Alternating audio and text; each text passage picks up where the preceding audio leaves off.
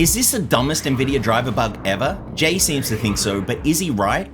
In this video, we are going to find out. My name is Matt, I'm a former rocket scientist, and my goal is to help you make the right component choices and put them together the right way every single time.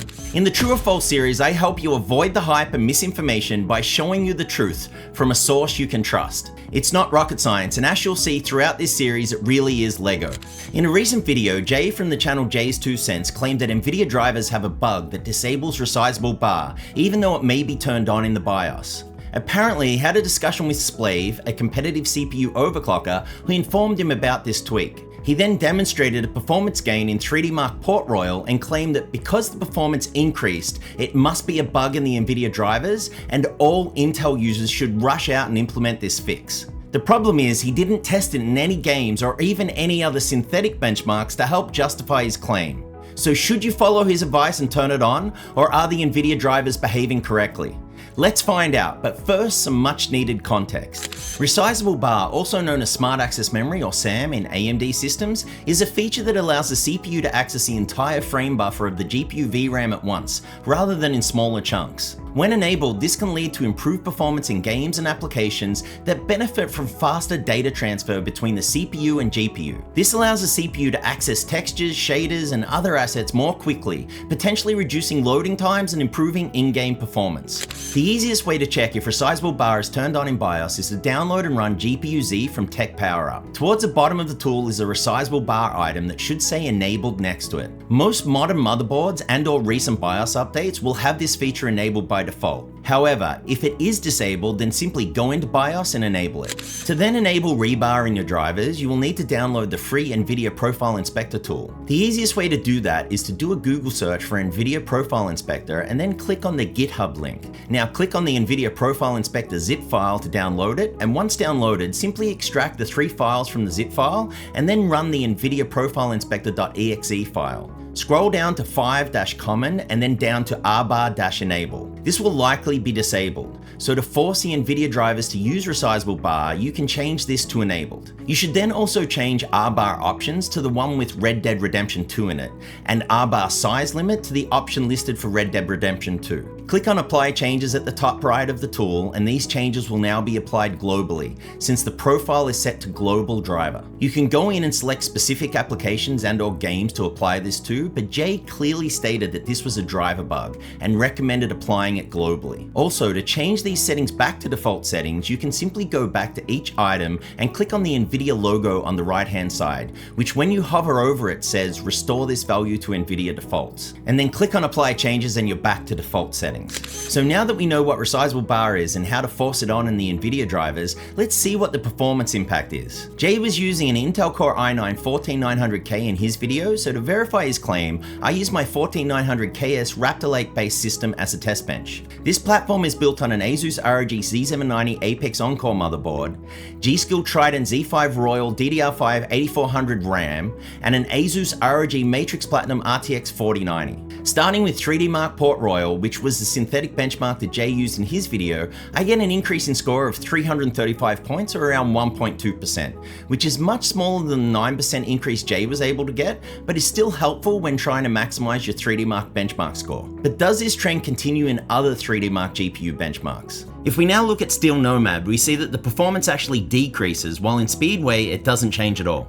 So if Jay had simply spent a few extra minutes to test some other 3D Mark GPU benchmarks, he would have realized that this only appears to help in Port Royal. But what about games? If we look at 5 popular titles, starting with Total War Warhammer 3, we see that the fix proposed by Jay actually degrades your performance, especially the 1% lows, with a reduction of around 8%. This trend continues in Cyberpunk 2077 with a reduction in the 1% lows of around 6%, and a gain in Microsoft Flight Simulator 2024 with a similar reduction in 1% lows of around 6%. It's not all bad news, however, with the performance in Call of Duty Black Ops 6 showing a 5% increase, and the performance in Black Myth Wukong also increasing by around 4%. So while the performance dropped in most of the games I tested, there was a small increase in a few titles. So it's a tweak that has some value, but it certainly shouldn't be applied globally, as was recommended by Jay. But this performance is for a Raptor Lake CPU, so what happens if we look at newer Intel and AMD CPUs? To see if these Resizable Bar tweaks impact the performance of other CPUs, I decided to test them on an AMD Ryzen 7 9800X3D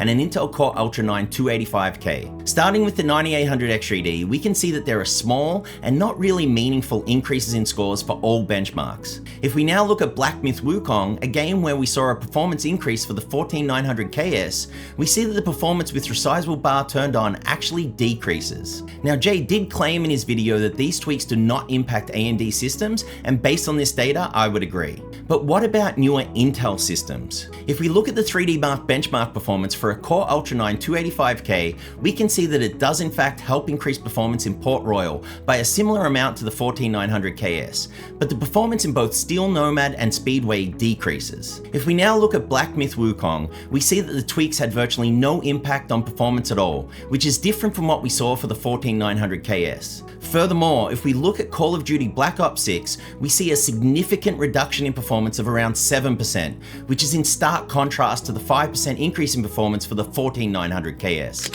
So is this the dumbest Nvidia driver bug ever? Based on the testing presented in this video, the answer is no. Not only is it not dumb, it's not even a bug. What Jay discovered from talking with Splave is a tweak that helps you improve your score in 3D Mark Port Royal, but doesn't help you in most other applications. In fact, it actually reduces your performance in most other benchmarks and games, regardless of the processor that you use. If you are a professional overclocker and you're trying to maximize your score in Port Royal, or if you have a Raptor Lake CPU and you're playing Call of Duty, then it might make sense. But for the vast majority of other applications and processors, it will either negatively impact your performance or not change it in a meaningful way. Given this, it was incredibly irresponsible of Jay to make these claims in his video. You can do the base profile, or you can specifically for a certain game if you want. I would just save the base profile, you're global. He has a very large following and is therefore spreading misinformation to a lot of people. If they do follow his advice, they will see a decrease in performance in most of the games they play. He also tries to place blame on Nvidia, stating that it's a problem with their drivers, which is simply not true. So just another gripe to add on to the pile of the 18-layer cake of Nvidia gripes that we've got. Yeah, you would think turning a setting on means that it's on, right? Well, the setting is on, it's available to the GPU and the driver, but the driver decided to just ignore it. Yay. Good job, Nvidia. The problem with large tech influencers like Jay spreading misinformation like this is that other tech sites pick up the story and run with it, spreading the misinformation even further. A good example of this is Tom's Hardware, a site that I go to often for tech news. They ran a story with a hyped up title based on Jay's claims without doing any independent verification of the claim themselves. This is obviously not good journalism, and given that Jay has spread misinformation many times before, they really should know better. At one point, Jay told everyone to go out and buy a 3090 Ti because he had insider information that prices wouldn't be going down further. Don't wait.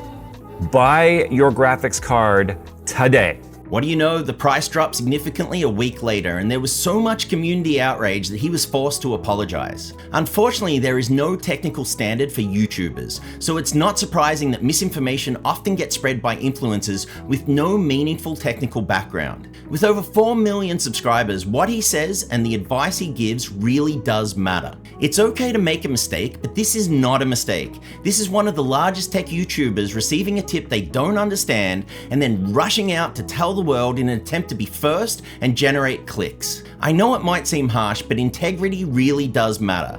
It means doing the right thing even when it's not easy and not in your best interests. If Jay has integrity, he should take the video down and apologize to his community and to Nvidia. Tom's Hardware should also publish a retraction and make sure they verify claims like this in the future before publishing a story on it. Hopefully we can come together as a community and take a stand against the spread of misinformation like this in the future. Remember, it's not rocket science, it's Lego. My goal is to help you make the right component choices and put them together the right way every single time. Thank you for watching the first video in the Blackbird PC Tech True or False series. If you enjoyed today's video, please hit the like button and subscribe so you don't miss out on future episodes. And if you'd like to support the channel further and gain access to some really great perks, please also consider joining our membership program. Bye for now.